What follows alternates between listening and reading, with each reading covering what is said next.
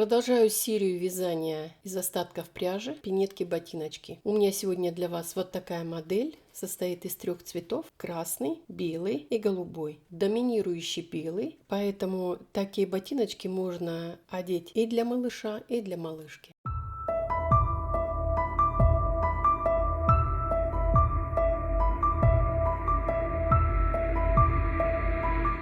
Здравствуйте, уважаемые подписчицы и гости моего канала. У меня осталось много пряжи, и я подумала их как-то реализовать. Вот в данный момент я вяжу маленькие пинетки-ботиночки. Эти пинетки очень маленькие, так как у меня ограниченное количество пряжи было, особенно красной и голубой. И вот я придумала вот такие ботиночки. Основной цвет белый, дополнительный голубой и красный, поэтому такие пинетки-ботиночки можно одеть малышке, девочке и малышу-мальчику. Теперь замерю их. Вот они чуть больше 9 сантиметров, 9,5. Это идеальный вариант, когда можно такие пинетки-ботиночки связать для малыша или для малышки, когда вы будете забирать малыша из роддома, когда вы будете знакомить со своими друзьями, с родственниками, или просто на фотосессию. Если вам понравилась такая модель, оставайтесь вместе со мной и будем вязать вторую пинетку. Основные нитки белые. Я ориентировалась по остаткам пряжи, которые у меня остались. Красная пряжа, она толще, чем все остальные, чем голубая и белая. Подбирала по толщине и голубую, и белую пряжу, особенно белую пряжу, потому что подошва связана из красной пряжи, а основное изделие из белого.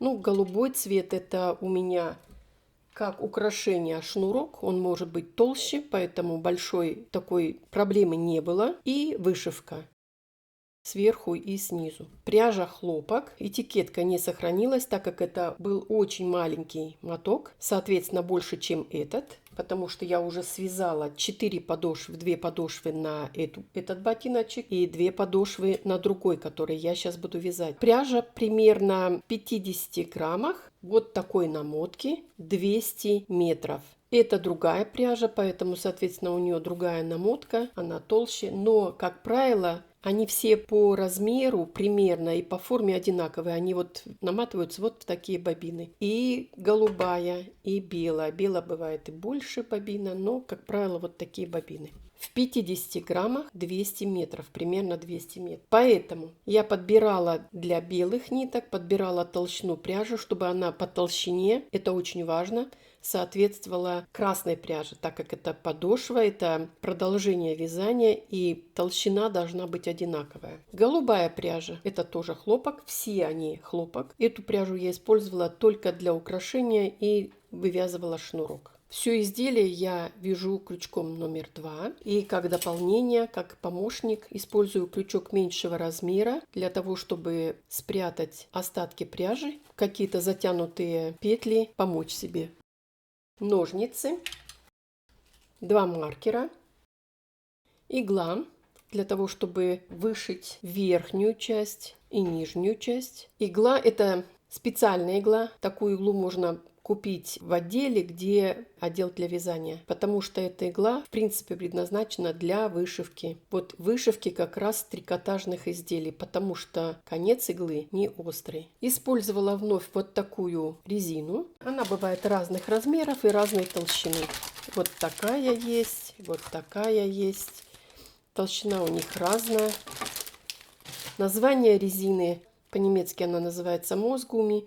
По-русски здесь нету, но по-болгарски вроде бы здесь есть. Очень удобно, очень эластичная, мягкая, так что я довольна. Я буду использовать вновь люверсы. Мне понадобится на каждое изделие 6 люверсов. Люверсы очень качественные. На них наверху, посмотрите, рисочки. И при придавливании они равномерно разбегаются, очень хорошо прижимаются за счет щипцов. Не царапают, не рвут ткань, я имею в виду трикотаж. Люверсы на 4 мм, на 4,1 если точно, никелированные, поэтому при стирке, при технической обработке они не ржавеют. Если таких люверсов нету, то лучше не устанавливать люверсы плохого качества. Мне писали, что при стирке люверсы ржавеют, соответственно, они портят изделие. И щипцы. Щипцы должны подходить под размер вот моих люверсов. Существуют люверсы разного размера, а поэтому и щипцы разного размера. Есть универсальные щипцы, у меня вот как раз именно под этот размер. Итак, я приступаю. Теперь я замерю полностью, чтобы вы имели представление, какой размер. Примерно 9,2 длина подошвы, пальчики 4,3, 4, 4,4, 4,3, пяточка 3,1, 3,2. Бортик, высота бортика, вот я считаю от вывязывания мыса и задней части пинетки до бортика 1,9. Глубина мыса 3. Ширина мыса 4,8, 4,9. И полностью готовое изделие от верха пинетки и до подошвы составляет 5,5 сантиметров. Вот такое изделие у меня для вас.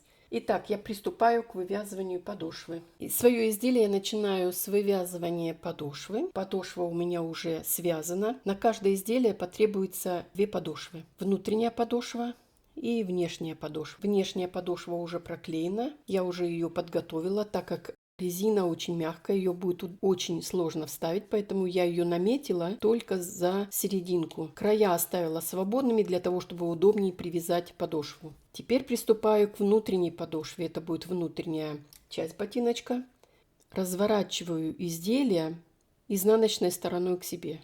Вот с этой стороны я буду вязать. Сначала я сделаю наметку, я ищу условную середину на пятке, вкалываю крючок и уже тогда разворачиваю на изнаночную сторону. Вот с этой стороны я буду обвязывать нулевой ряд. В рядом стоящую петлю вкалываю крючок, и у меня получается вот такой уголок. Белая нить состоит из 2 нитей, так как я подбирала под толщину красной. Я уже говорила в начале видео и хочу повториться. Провязываю вместе, закрепляю.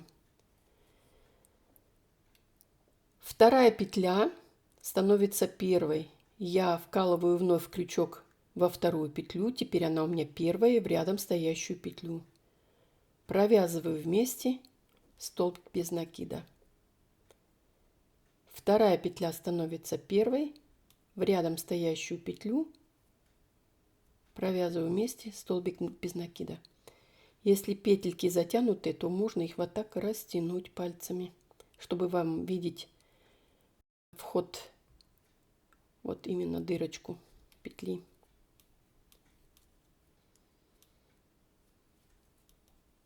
Я провязала несколько рядов для того, чтобы вам показать начальный результат. Конечный вы потом увидите, когда будет провязан весь этот ряд. С изнаночной стороны очень хорошо видно вот такие штрихи, так как она другого цвета. Контрастная нить. Штрихи по размеру одинаковые. Это значит, что петля никакая не пропущенная. Если будет петля пропущенная, то штрих будет в 2 раза больше, длиннее. Поворачиваю на ребро. Здесь у нас открытые петли. За эти петли я буду привязывать подошву, соединять ее. А вот здесь формируются петли для того, чтобы начать вывязывать основной бортик. Это нулевой подготовительный ряд. Я провяжу этот нулевой ряд самостоятельно до конца и покажу вам следующий этап работы. Нулевой ряд связан. Остается его соединить с первой петлей. И я приступаю к вывязыванию бортика. Соединительная петля, петля подъема.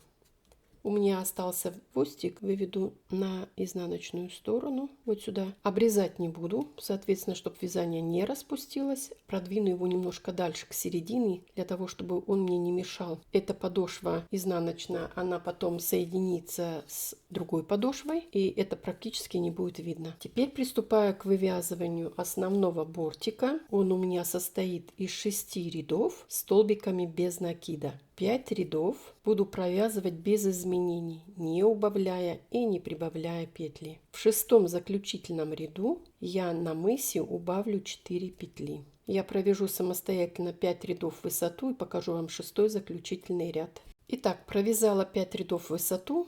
и начала последний заключительный 6-й ряд. Появились новые элементы, маркеры. Маркерами я отметила центральные 20 петель. Маркеры в работе не участвуют. Это только открытые петли от маркера и до маркера.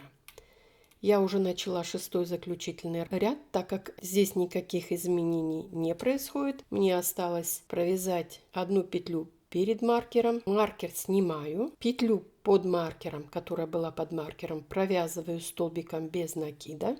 И со следующей петли буду убавлять 20 петель, 4 убавления. Интервалы между убавлениями 4 петли. Как я это делаю? Я раскалываю петлю, забираю переднюю часть, только половинку. Вторая петля, провязываю вместе столбик без накида. Как я уже сказала, промежутки между убавлениями 4 петли.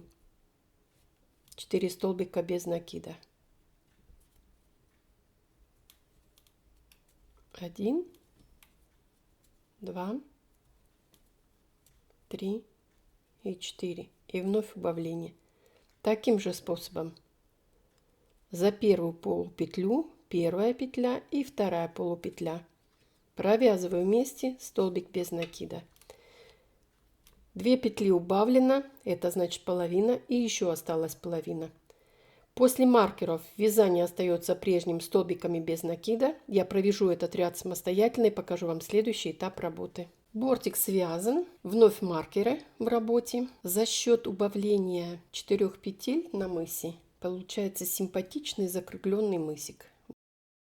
Маркерами я отметила центральные 32 петли, петли под маркерами в работе участия не принимают. Маркеры устанавливаю обыкновенным классическим способом. Существует очень много способов, как можно разметить маркеры. Я делю вот по началу вязания подошвы по первой воздушной косичке, делю пополам и распределяю на 2 стороны по 16 петель с каждой стороны. В первом случае и во втором случае именно таким способом, когда я убавляла 4 петли на мысе и когда я размечаю маркерами для вязания мыса. 32 петли. Начало вязания 8 петель. Это начало мыса. 32 минус 8 будет 24. 24 петли. Это петли на увеличение мыса и продвижение до маркеров. 24 поделить на 2, так как это на 2 части, будет 12. С 13 петли я начинаю вязать. 2, 4, 6, 8, 10, 12. С 13 петли за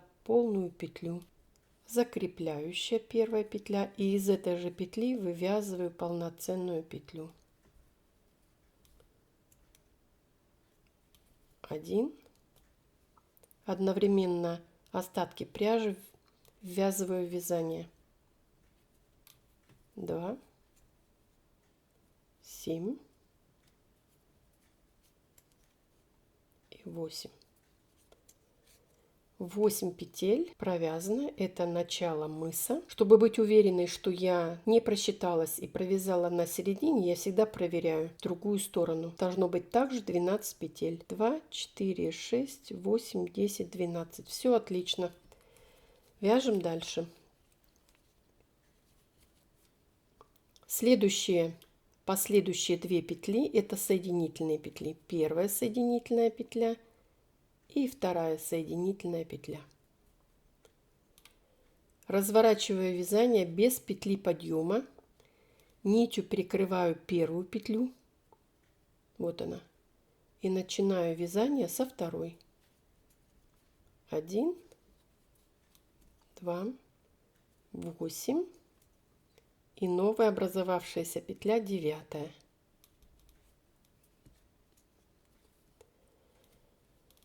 С другой стороны крючок располагаю с лицевой стороны, вкалываю вовнутрь, подбираю нить, первая соединительная петля.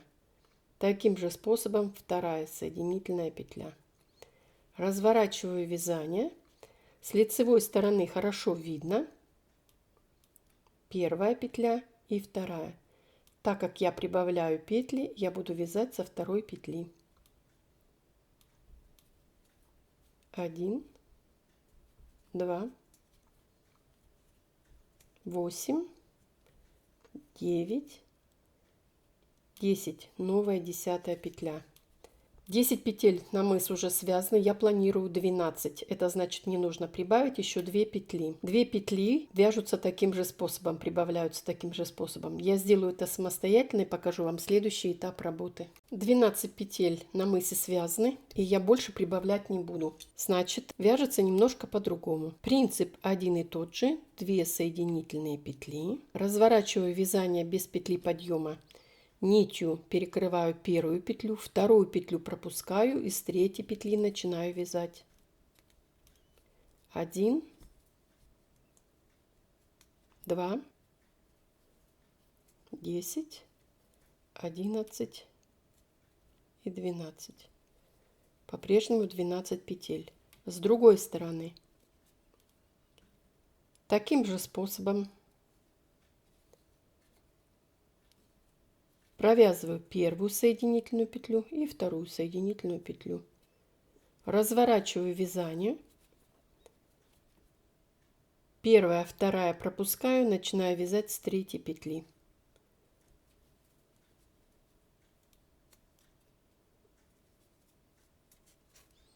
Начинает появляться уже мысик. У меня остались еще много открытых петель. Я провяжу таким же способом, не прибавляя, чтобы на середине осталось 12 петель, до предпоследних 4 петель с двух сторон. 1, 2, 3, 4. Это значит, остается еще 2 петли, 2 ряда провязать. Я провяжу это самостоятельно, и когда останутся последние 4 петли, я вам покажу новый этап работы, следующий этап работы. Провязала еще 2 ряда, и у меня с каждой стороны осталось по 4 открытых петли до маркеров. Вяжутся они немножко по-другому. Принцип тот же, но если я провязывала за полную петлю, подбирала вот таким способом, то теперь я буду раскалывать петлю и провязывать за заднюю стеночку. Получается полупетля. Первая соединительная петля и вторая соединительная петля. По-прежнему разворачиваю вязание без петли подъема, перекрываю нитью первую петлю, пропускаю вторую и начинаю вязать с третьей петли.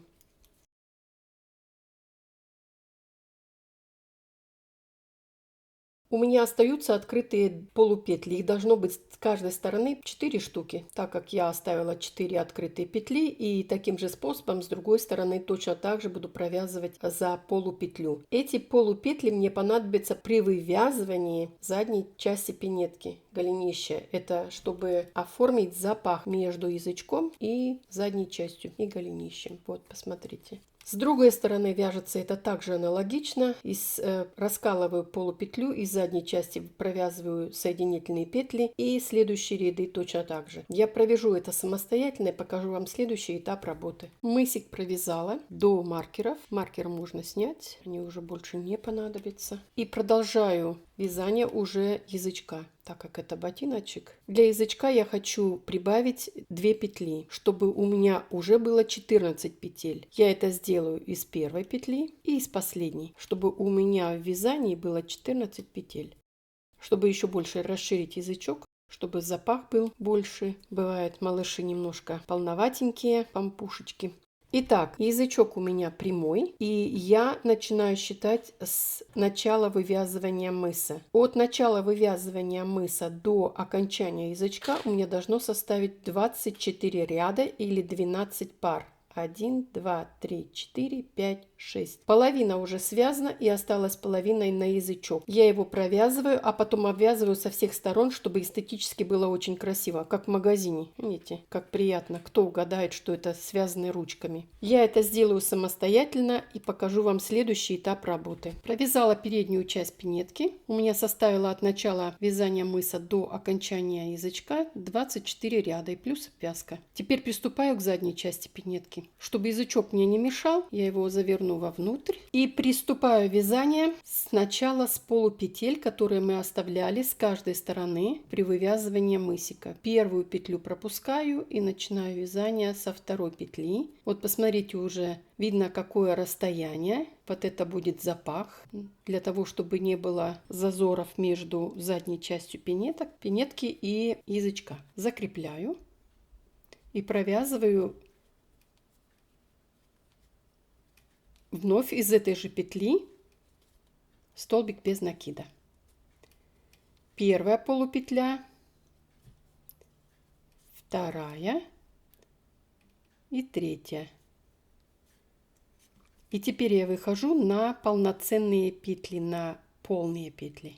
Задняя часть пинетки будет также провязываться столбиками без накида. Одновременно ввязываю остатки пряжи вязания, чтобы только отрезать маленькие хвостики. Провяжу первый ряд до конца. Не забуду провязать 3 последние полупетли и самую последнюю петлю оставлю. И покажу вам второй ряд. Провязала первый ряд задней части пинетки. У меня задняя часть пинетки будет состоять из 8 рядов или же 4 пар. Все это будет столбиками без накида. Первый ряд провязан. Оставила последнюю полупетлю, петля подъема, разворачиваю вязание. Второй, четвертый, шестой, восьмой — это изнаночные ряды. Они четные, значит, в четных рядах, в каждом втором, четвертом, шестом и восьмом я буду убавлять петли. Первая петля, я ее пропускаю и начинаю вязать со второй петли. Существует несколько способов, как убавить петлю. Такой способ мне очень нравится, так как впоследствии после провязывания 8 ряда образуется вот такое плавное убавление, так как я убавляю через каждый ряд. С другой стороны второго ряда я буду пропускать предпоследнюю петлю и последнюю петлю провязывать. Так это будет 4, 6 и 8. 3, 5 и 7 ряды будут провязываться без изменения. Я провяжу это самостоятельно и покажу вам следующий этап работы. Провязала заднюю часть пинетки 8 рядов в высоту. За счет убавления у меня появились вот такие скосы приятные. Оставила петлю, но вот обратите внимание, боковинки это уже как раз я подготавливаю для того, чтобы вывязывать дырочки для шнурков, и они неровные. Не все мастерицы имеют люверсы. Да, это в принципе не надо, они всего лишь для красоты. Поэтому я хочу, чтобы каждый край для дырочки от шнурка был ровный со всех сторон. Поэтому я провяжу столбиками без накида полностью весь ряд задней части. Для этого я вытягиваю петлю побольше, пропускаю свое изделие через эту петлю и аккуратно затягиваю. Делаю узелок, нить не отрезаю, а в работу у меня вступает самая первая и впоследствии последняя полупетля. Делаю протяжку, очень сильно натягиваю, чтобы было свободно. Придерживаю пальцем и буду обвязывать боковинки и заднюю часть пинетки столбиками без накида. Одновременно протяжку ввязываю в вязание. Провязываю последнюю петлю. Но так как я перехожу на другую плоскость, и чтобы вязание не стягивало, я из последней петли вывяжу еще раз одну петлю. Это значит будет 2 петли. Вот так. Теперь посчитаю, сколько у меня петель на каждую сторону получилось. 1, 2, 3, 4, 5, 6, 7, 8, 9 петель. 9 петель. Обвяжу верхнюю часть пинетки и обвяжу боковинку следующей стороны. Обязательно, чтобы было 9 петель. Оставлю открытую петлю и покажу вам следующий этап работы. Полностью обвязала со всех сторон столбиками без накида заднюю часть пинетки. Сформировала также с другой стороны 9 петель и оставила петелечку. Разворачиваю вязание на изнаночную сторону. У меня остается самая последняя полупетля. Вот так как с этой стороны мы уже начали, то и этот ряд мы должны закончить с последней полупетли. Вкалываю вот крючок с изнаночной стороны в полупетлю и подхватываю вот эту петелечку вот таким образом. Провязываю вместе, не делаю петлю подъема, ничего, оставляю так, как она есть, и приступаю к вывязыванию уже дырочек для шнурков. Первые 2 петли будут столбиками без накида. 1 и 2. Для дырочки сделаю 2 воздушные петли. Петлю пропускаю и вновь в промежутке 2 столбика без накида. 2 воздушные петли, петлю пропускаю, промежутки между петельками 2 столбика без накида, 2 воздушные петли, петлю пропускаю, и я вышла на вершину. Из 9 петель, сформированные мной, у меня получилось 3 дырочки для шнурка. Вот они. Также провяжу верх пинетки и с другой стороны сформирую также 3 петли. Не забуду, что последние 2 петли у меня столбики без накида. Если посмотреть на вязание, то я перехожу с лицевого ряда на изнаночный ряд, поэтому рисунок задней части пинетки у меня не нарушается. Я провяжу этот ряд самостоятельно и покажу вам следующий этап работы. Сформировала этот ряд, с 2 сторон провязала дырочки для шнурков, сформировала и вновь оставила маленькую петелечку. Закладываю нить с изнаночной стороны. Петель свободных у меня больше нету, поэтому я буду использовать вот эту половинку петли, которую мы уже использовали. Вкалываю в половинку вновь и забираю вот эту петельку, которая у меня вытянутая. Вот, провязываю вместе. Теперь я нахожусь на лицевой стороне. Вот предыдущий ряд был у меня на изнаночной, теперь я вышла вновь на лицевую сторону. Теперь я буду укреплять свои петельки для шнурков, дырочки для шнурков, чтобы они не были вот такими, ну, еще очень тонкими. Они могут порваться в любой момент, поэтому их надо укрепить. 2 петли, которые у нас были самые первые, провязываю столбиками без накида. В арочку 2 столбика без накида. Промежутки между петельками 2 столбика без накида и так далее.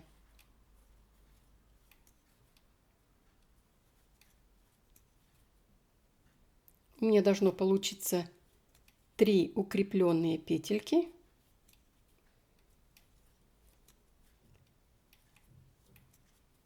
И я вышла на вершину.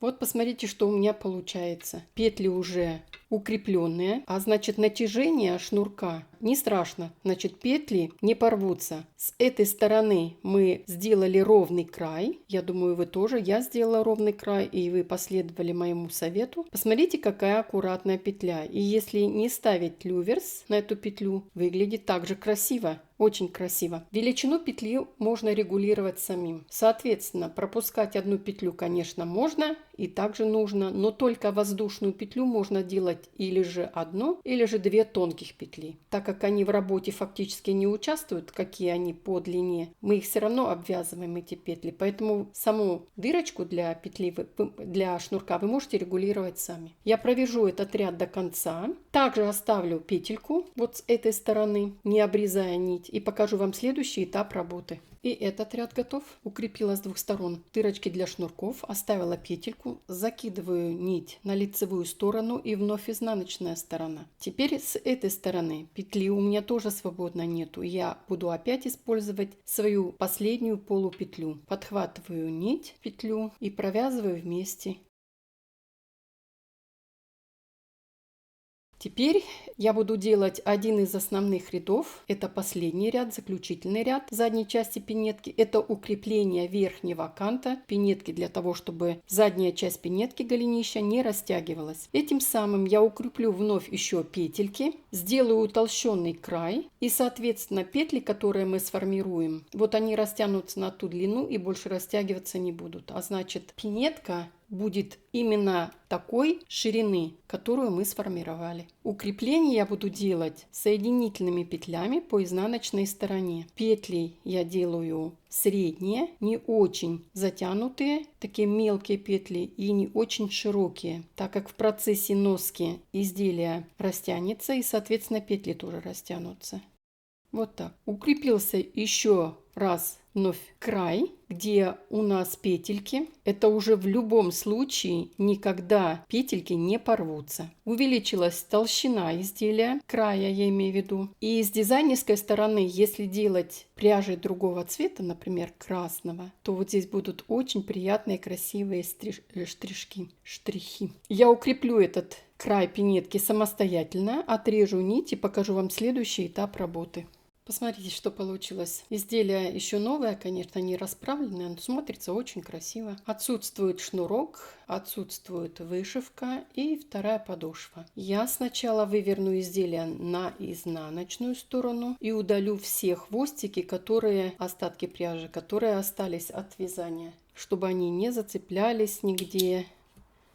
И когда подошва будет привязана, она будет намного толще, и это будет сделать уже сложнее. Подошва лицевая, а все изделие с изнаночной стороны. Потому что когда при выворачивании уже на лицевую сторону, вот как раз внутренняя подошва, она лицевая, значит связана правильно. Подготовила изделие к вышивке. Пока изделие еще мягкое, мне очень удобно вышивать. Подготовлена иголку вот тупым концом, чтобы удобнее было. Это вот как раз игла для вышивания трикотажных изделий, чтобы нигде ничего не зацеплялось. Посмотрю, с какого места я начинала. Это получается вот здесь. И буду вышивать свое изделие крестиком, обыкновенным крестиком. Узел я не делаю, я постараюсь остаток нити вшить. Делать крестик я буду через раз, получается, через дырочку. Вот дырочку пропускаю, а в следующую вкалываю иглу.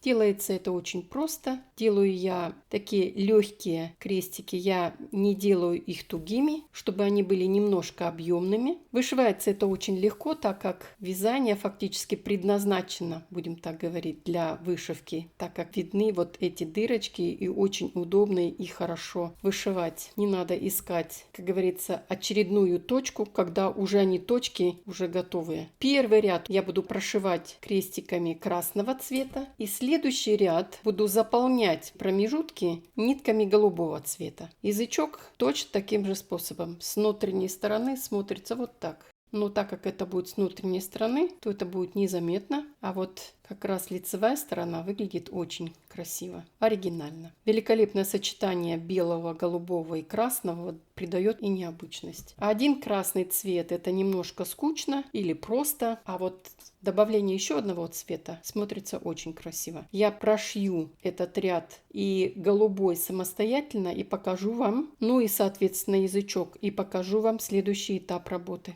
Вышивка готова. Как красиво смотрится. Но так как подошва красная и один крестик красный, а голубой только вот именно кресты, то, соответственно, я сделала шнурок голубого цвета. У меня на моем канале вы можете посмотреть вязание такого шнурка. Я уже приготовила, поэтому, чтобы не удлинять видео, я вам только замерю его, а само видео по изготовлению шнурка вы можете посмотреть самостоятельно. У меня на канале их два вида, плоский и полый. Это полый шнурок, он кругленький, 50 сантиметров. Теперь я покажу, как я устанавливаю люверсы. На каждую пинетку мне нужно 6 люверсов. Вот они, все 6. Так как люверсы сверху с насечками, то я стараюсь, чтобы люверс нигде ничего не зацеплял, чтобы он полностью вошел в дырочку и ровненько лег со всех сторон. Вот, посмотрите. Беру щипцы, плоской частью укладываю на плоскую сторону, а та, которая выпуклая, разводящая, чтобы она вот как раз легла в саму дырочку этого люверса. И очень хорошо прижимаю. С лицевой стороны вот так выглядит, очень красиво. И с изнаночной стороны, посмотрите, все штучки разошлись. Насечки не царапает, все очень аккуратно. Если нет люверсов, как я уже сказала, без люверсов дырочки для шнурков очень-очень прочные. Они не порвутся при очень даже сильном натяжении. Я вставлю люверсы самостоятельно и покажу вам следующий этап работы. Ну вот, люверсы вставила. Изделие практически готово. Осталось присоединить еще одну подошву и резиновую стелечку. Как я это делаю? Соответственно, так как она уже приклеена, мне это неудобно, поэтому я ее укладываю вот таким способом. Вот так намечаю, придерживаю пальцем и в нескольких местах просто наметываю маркерами, чтобы при провязывании или при соединении подошва не бегала в разные стороны, не крутилась, так сказать. Вот так, вот таким образом. Буду я делать это со стороны подошвы, это получается с лицевой стороны, пряжей красного цвета, так как у меня две красных подошвы, соответственно, я буду это делать делать красными нитками. Со стороны пятки намечаю 2 полные петли. И провязываю вместе. Теперь я буду это делать соединительными петлями очень свободно, так как изделие еще новое, не растянулось, поэтому надо дать возможность, чтобы 2 подошвы немножко разошлись, разбежались. Обязательно надо смотреть, чтобы было 2 полных петли. Если забирать не полные 2 петли или рядом стоящие петли, то толщина, соответственно, изменится. Делать это несложно, на мой взгляд, несложно. Я думаю, вам это тоже не будет никакой сложности, особенно если вы поможете себе и наметите подошву, чтобы она не бегала, не крутилась туда-сюда. Посмотрите, что происходит. Соответственно, появляется платформа, а так как мы провязываем пряжей красного цвета, то, соответственно, соединительный ряд дополняет толщину, он увеличивает 2 подошвы и плюс вот этот соединительный ряд. И вот получается вот такая объемная и довольно-таки широкая платформа. Смотрится очень красиво. Я провяжу этот ряд полностью до конца и покажу, как я прячу вот эти остатки пряжи. Обвязала полностью подошву, и у меня осталось 2 остатка пряжи. Вывожу сначала в одну сторону, аккуратненько расправляю их.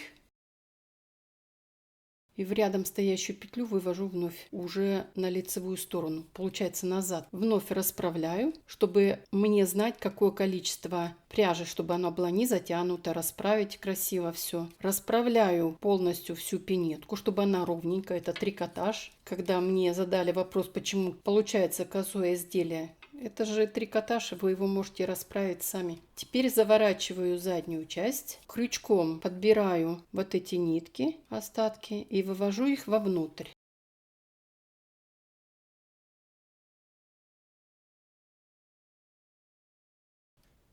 Делаю легкий узелок сначала первый, и потом уже основной узелок второй, чтобы изделие не распустилось.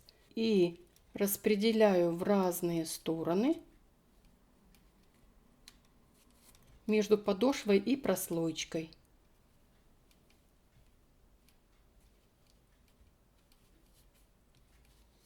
Лишнее отрезаю.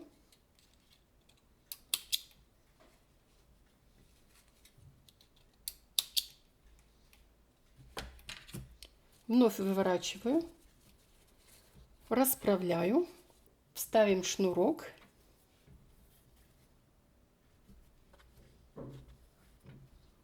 Вновь расправляю хорошо. И вот она, пара готова.